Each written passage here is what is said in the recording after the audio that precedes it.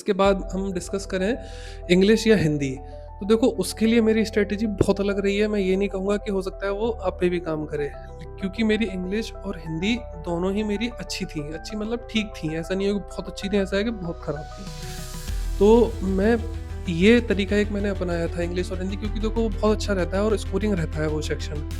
तो मैंने कई बार एग्ज़ाम्स में ये चीज़ नोटिस करी कि कई बार ऐसा होता था कि अगर इंग्लिश बहुत ईज़ी आ रही है तो हिंदी को उन्होंने बहुत टफ बना दिया है, हिंदी का सेक्शन। और अगर हिंदी ईज़ी बनाई है तो इंग्लिश को बहुत ज़्यादा टफ बना दिया है। और जो बच्चे रहते हैं वो लोग, उनका माइंड सेट रहता है कि बस जैसे ही एग्ज़ाम खुलना है पढ़-पढ़ कर देना है और किस्सा ख़त्म। नहीं, वहाँ आपको बैठना है जब आप इंग्लिश के सेक्शन पे आओ, और आपको देखना है, मतलब आपको 2-3 मिनट इंग्लिश में देने हैं, फिर आपको 3-4 मिनट हिंदी में देने हैं। हो सकता है 4-5 मिनट आपके यहाँ बेकार हो जाएँ, लेकिन बिल्कुल चिंता मत करो, वो बहुत काम आएँगे आपके।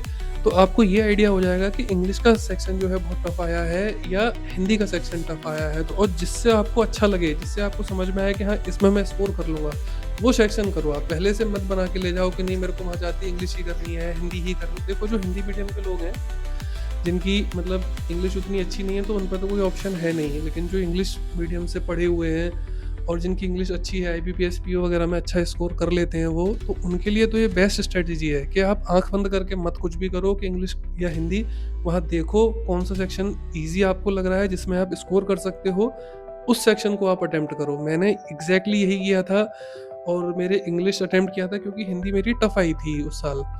तो मेरे 40 में से 30 या 31 नंबर कुछ मैंने स्कोर किए थे, और उसी की बदौलत जो है मेरी जो फाइनल कट ऑफ आई थी ना कुछ उस समय, उससे 40 नंबर मेरे मेंस में ज़्यादा थे।